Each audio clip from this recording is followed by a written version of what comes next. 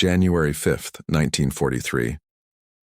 South Pacific waters off Guadalcanal rolled in long, slow swells beneath a pale morning sky. The warmth of the sun had not yet burned away the thin mist that clung to the horizon like a veil. The cruiser USS Helena sliced through, the water at flank speed, her wake stretching behind her like the tail of some steel leviathan. Sailors moved across the deck with a sense of practiced urgency, not chaotic rushing, but controlled, disciplined readiness that only men who had lived through months of war could display. There was a seriousness in their faces, a set to their shoulders that said they all understood the stakes. They were not simply moving equipment or doing routine tasking. They were preparing for another day in a war where the enemy could appear at any moment, from any direction, and hammer death down from the skies like iron rain. The previous night had been savage. Helena's guns had spat fire and steel against Japanese installations on Munda Airfield, turning anti-aircraft pits into burning cavities, smashing supply dumps, shredding aviation fuel drums, and ripping apart revetments that held Zero fighters and D-3A dive bombers like glass eggs in wicker baskets.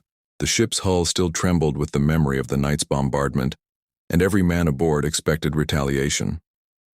In the Pacific War, the Japanese rarely responded slowly to pain. Their doctrine was built upon ferocity, momentum, and rapid counterattack. When a base was hit, aircraft launched almost immediately in reprisal, like hornets swarming to stab at the one bold hand that had dared disturb the nest. So Helena's radar screens were watched with obsessive focus. By 0710 hours, the blips appeared. 4 aircraft, small but unmistakable silhouettes on phosphor green. They were Aichi D-3A dive bombers. The Allies called them WWII. By 1943, they were old designs, but nobody on Helena relaxed. The WWIIs were slow by war standards, but they carried bombs that could crack open a cruiser like someone dropping a hammer on a porcelain vase. The ship's alarm klaxon screamed across the decks. Red battle lanterns clicked on, watertight doors slammed shut, and men sprinted to stations as if survival itself depended upon seconds, because it did. But this day would become something different. Because this day, while it began like 100 other mornings when metal birds crossed the sky to drop destruction upon men trapped on rolling decks of steel, this day would become the day the world changed. Helena's gunners did not yet fully know they were about to use a weapon so secret. Its development was ranked second only to the atomic bomb itself. They did not yet understand that the small, dull metallic canisters inside the shell noses they loaded into the breeches of their 5-inch 38 guns held miniature radar systems, tiny radio transmitters that could sense distance in real time. The Japanese bombers made their run. HMNZS Achilles took a bomb hit. Smoke poured upward like a black finger scratching the sky. The Japanese pilots climbed away, believing they had accomplished their strike and escaped retaliation. That was the moment. Just a few shells, not hundreds, were fired. No frantic calculations, no guesswork, no time fuse settings based on altitude estimates, no hand wheels spinning like mad to adjust mechanical timers, no hope and pray method. Just several shells, fired.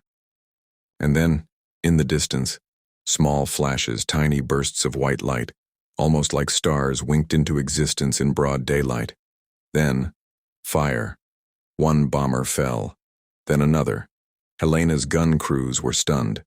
The range was insane, roughly 4 miles, far beyond the traditional lethal envelope where anyone ever expected kills. Men looked at each other not with excitement but disbelief, as if reality itself had just snapped sideways. They had just used a fuse that did not need a direct hit.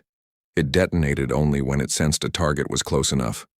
This was the first. Combat blood drawn by the variable time fuse, later simply called the VT fuse, known to history as the proximity fuse, a device so game-changing that it would become one of the most devastating force multipliers of the entire war.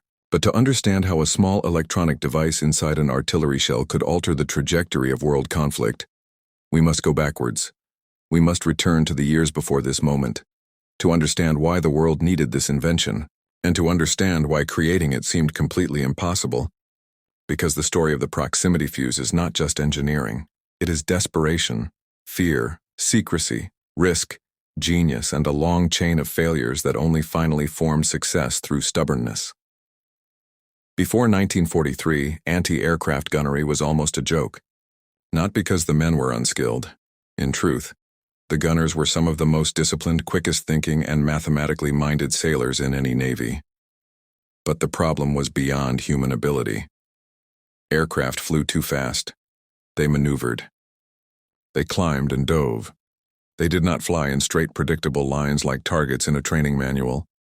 Yet artillery shells had to be set to explode at an exact time before firing, based on estimated altitude, speed, vector, and relative velocity. The margin of error was not feet. It was inches.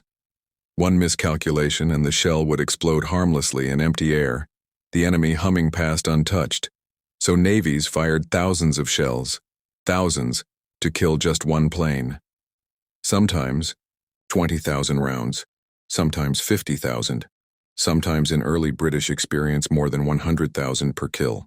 This was not theory, it was documented reality. Small metal fragments in the sky rarely found flesh, fuel, or machinery. The proximity fuse changed that. Instead of hoping you guessed where the plane would be, the shell itself detected where the plane was. And it detonated at exactly the right moment. Yet achieving this required solving problems that seemed impossible in 1940. Miniature electronics did not exist in any meaningful mass production form. Vacuum tubes shattered under gun acceleration. Standard tubes were blown into dust. Electronics collapsed under 20,000 plus G acceleration.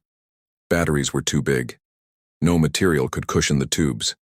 Safety systems were unreliable. Every major power tried and failed.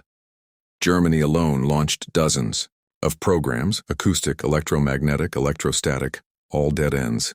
Then Hitler killed the projects entirely in 1940 because none could deliver in 6 months. That bureaucratic arrogance cost Germany the war in the air more than any single mistake, other than declaring war on the USSR. Britain had concepts, but not capacity. Japan did not have the miniaturization industry. Only the United States, with mass production capacity, industrial discipline, and a union between academic physics and private industry engineering, could attempt the impossible. And the epicenter was Section T, Johns Hopkins University Applied Physics Laboratory. Dr. Merrill Tuve, soft-spoken, quiet, calm, became the architect of a nightmare project that demanded iron discipline and unbroken obsession. The challenges were insane. Build a radar small enough to fit inside the nose of a shell. Make it survive launch forces. Make it detect target motion. Make it ignore the ground. Make it safe. Make it cheap. Mass produce millions. Almost all engineers believed it could not be done. The progress came in tiny, painful chunks. Most tests failed. Most prototypes shattered. Most ideas died. A small glass vacuum tube inside a shell was like putting a soap bubble inside a sledgehammer and firing the sledgehammer out of a cannon. But slowly, American industry cracked each problem. Sylvania built reinforced tubes with tiny supports. Van Allen, yes, the man who would later discover the Van Allen radiation belts, invented a wax oil damping mixture mounted at a precise angle. Tiny ampule-activated liquid batteries solved the power problem, using the violence of gun launch itself to activate the battery. Phenomenon became tool. Violence became power switch. And finally, by late 1942, the device worked. Not perfectly, but well enough. That brings us back to Helena, because Helena's kill on January 5, 1943 was not just a kill, it was proof. Proof that the laws of probability in anti-aircraft defense had just been rewritten. One of the greatest tactical weaknesses in naval warfare was now reversed. The moment the bombs dropped, the moment the enemy turned away, that used to be safety. Now, that was the moment of execution. Helena's gunners didn't aim for contact. They aimed for close enough. And the shell did everything else. That day was the doorway. From here, the story expands. From here, the fuse spreads to more ships. From here, the fuse eventually leaves the sea and enters the land war. From here, it becomes the thing artillerymen call the ace of spades in the Battle of the Bulge, the weapon that makes German infantry assault columns vanish in clouds of lethal steel hail. But before we reach Europe, before we reach the controversy, before we reach Eisenhower's eventual approval, before the Army is even allowed to touch it, we must examine the secrecy that wrapped the fuse like a shroud. Because the fuse was not just a weapon, it was a secret, and a secret so precious that the Navy issued orders that any captain who allowed a VT fuse shell to land where the enemy might recover it could face court-martial. Use only over deep water, never near land, never near shallow sea. Dud shells must sink thousands of feet. This is why Helena's moment was so controlled and so perfect. It was ideal conditions. Open water, Japanese aircraft already committed to escape, range long enough to keep Dud risk minimal. It was the perfect unveiling. And the men who witnessed it, though they had no idea of the chemical composition inside the canisters, understood instantly that they had stepped into new territory. They were present at the exact pivot where human guesswork ended, and machine sensing began, and though none of them could have seen the entire arc of history stretching forward beyond the waves, that single morning made possible a shift in the balance of power that would echo through every sky thereafter. 1943-0106, the morning after. The ship moved as if in the afterimage of a dream, motions precise, voices low, and a tacit recognition between men that the world had subtly altered while they slept. Helena's logbook recorded routine entries, course, speed, weather, the antiseptic bureaucracy of war attempting to flatten the extraordinary into neat lines of ink. But in the mess over coffee that tasted like metal and coal, the gunners spoke in a different language. They described flash patterns, the odd timing of the bursts, where shrapnel seemed to open like a flower in the sky. None of them could explain the glass ampules or the autodyne circuits. They did not need to. They had seen planes fall. That was proof enough. Far from the decks in factories that smelled of oil and glue and hot metal, the human story behind those fallings continued. Women at bench assemblies handled tiny glass ampules with a kind of reverent steadiness. Men on the production floor clipped lead wires to reinforced vacuum tubes, tightened microscopic mounts, and slid finished fuses into padded numbered crates. Each crate bore a label not of secrecy but of ritual, VT, variable time. The compartmentalized factory floor was a world of small gestures. A worker might hand an inspector a part and never know if that piece would end up in a shell fired over the South Pacific, the North Atlantic, or in a battery defense at some far-off beachhead. By the time the Navy began to move beyond guarded experiments, a series of policy fights started in rooms with green leather chairs and smoke-darkened lamps. The military's leadership wrestled with what to release, to whom and when. The essential tension was one of scale and risk. The shell, if fallen into enemy hands intact, could yield secrets that would quickly be emulated. At sea, the policy was simple and brutal. Fire only over deep water where duds could be lost to depth. On land, things grew complicated. For forward commanders, the calculus was immediate and human. In the Solomons and in the Marshalls, infantry formations were being carved with fire and hunger. They had no time for abstract secrecy. Grenadiers and rifle companies were being shattered by low-level air attacks that a few well-placed bursts could blunt. The men who needed the shells wanted them now. Washington wanted to save lives. London wanted them too. The balance between operational necessity and the danger of compromise was not a mathematical problem. It was a moral and tactical argument played out with charts, memos, and the occasional raised voice. The first expansions of use were cautious and tactical. Destroyer escorts on Atlantic convoys were authorized small allotments of VT-fused shells to protect merchantmen from Luftwaffe attacks. The results were immediate. Bomber losses rose, and convoys that had once been bloody gauntlets reported fewer kills and damaged ships. The effectiveness of the fuse in the close, chaotic struggle above convoys changed the arithmetic of survival in those bleak waters. Messages flowed back and forth, encrypted and terse. But once the evidence aggregated, the pressure to widen access grew unstoppable. On the American home front, the culture of the project created its own human byproducts. Men and women whose everyday speech and social lives were compartmentalized carried the quiet of confidential work into their neighborhoods. They could not even tell their spouses what the odd packages or long hours were about. The national sacrifice had a whisper in it. Families bore invisible weights of secrets that would not be untied for years. After the war, some of those workers would accept commendations in private ceremonies. Most would return to ordinary tasks, their craftsmanship remembered only in the anonymous stamped numbers on a piece of metal. Technology, too, was morphing in the field. Early proximity fuses had limitations. They were tripped by large metal masses and could be fooled by intense surface reflections. Engineers in the labs learned from field reports. The sea's choppy reflections sometimes produced false positives. Rain scatter and nearby formations could confuse the circuit. The work never stopped. Feedback loops between the applied physics laboratory and production engineers tightened and accelerated. Each new tactical report became a piece of sensory data to calibrate the circuitry.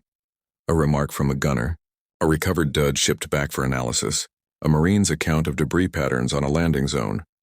There were striking vignettes in those months that show how the fuse changed lives at small scales. On one beachhead, where a battalion of weary soldiers waited to board for an amphibious landing, the commanders finally permitted a limited supply of VT shells to be placed with the shipborne guns providing fire support. The first heavy dive bomber that came in on a steep approach found itself met by a wall of air that seemed to explode into death at a distance.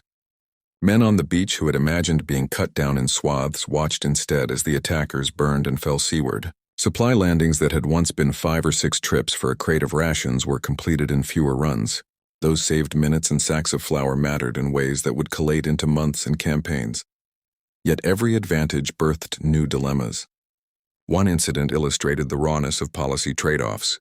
In the Itape-Salamaua area, a shore battery operating under a field commander's urgent order used VT in shallow waters to blunt sustained enemy aircraft harassment.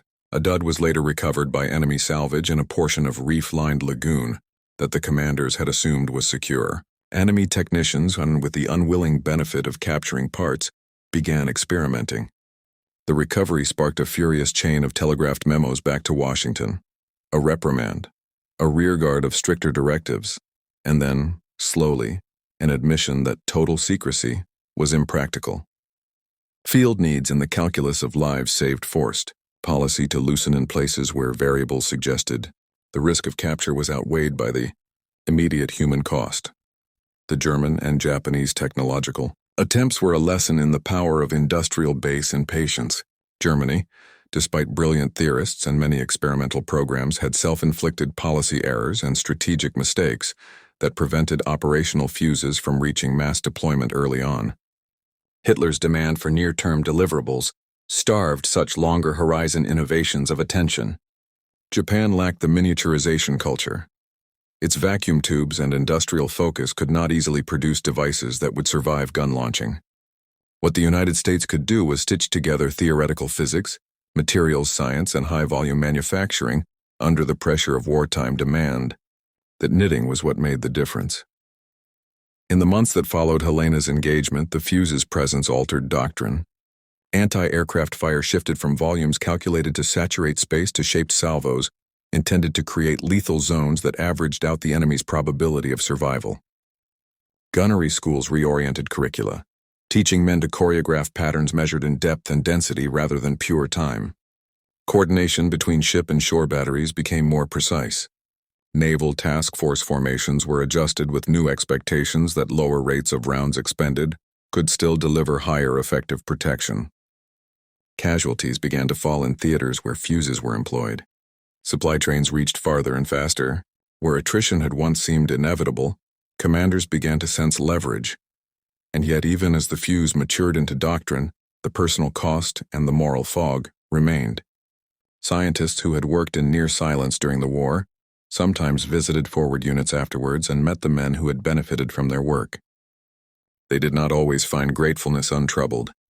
Veterans who had lost friends in other theaters, where VT was not yet used, sometimes struggled with the knowledge that earlier deployment might have saved lives. The wartime calculus, made under pressure and imperfect information, was restlessly judged by survivors. Those judgments fed into post-war debates about the ethics of secrecy, the rights of soldiers to life-saving technology, and the responsibilities of scientists and commanders when balancing operational security against immediate human need. By mid-1944, the fuse found a new stage in Europe. In the run-up to and aftermath of D-Day, proximity-fused artillery began to appear in Allied arsenals both afloat and ashore. The artillery that had once been a blunt instrument acquired a new subtlety. During the Normandy campaign, VT-equipped shells lobbed from batteries made the German attempt to fly close and low enormously riskier. The result: fewer successful Luftwaffe interdictions and improved survivability for convoys and landing columns. In the dense, confusing geometries of hedgerow country and bocage, artillery buried in hills did not merely lift its weight. It worked with an intelligence that increased the lethality and economy of defensive fire. Particularly stark was the use of proximity fuses in countering massed infantry, attacks where air support could be a factor or where artillery could be tasked to create an aerial barrier. During one nighttime assault on a critical sector, defenders fired VT-fused shells into the oncoming formation's aerial spaces, turning the dark into a churn of metal and fire that broke the assault's momentum. Soldiers who had learned to fear the open sky found it had become a contested medium in which mechanized fragments served as guardians. The fuse's impact reached even beyond strictly military calculations. It pressured arms control considerations and seeded a philosophical debate about making smarter munitions. If a shell could be given a rudimentary brain, what else could? The conversation evolved in the halls of military academies, in the pages of journals, and in the private musings of engineers who imagined guidance systems beyond mere proximate detonation. The proximity fuse, in a sense, was the small ancestor of a later world of guided munitions and smart weapons, and an early thumbnail sketch of a future where electronics would inflect lethality with algorithmic thresholds. When the conflict cooled and the maps were redrawn, the technology's creators blurred back into ordinary life. The applied physics laboratory and the various manufacturers transitioned into peacetime production. Some of the fuse's principles, ruggedized components, arming mechanisms triggered by acceleration, circuit miniaturization, migrated into civilian industries. Communications, early computing devices, and later guidance systems owed quietly to the engineering lessons learned under the strain of wartime necessity. But the human memories were indelible. Sailors who had watched valves fall into the sea carried images of sudden light against their retinas.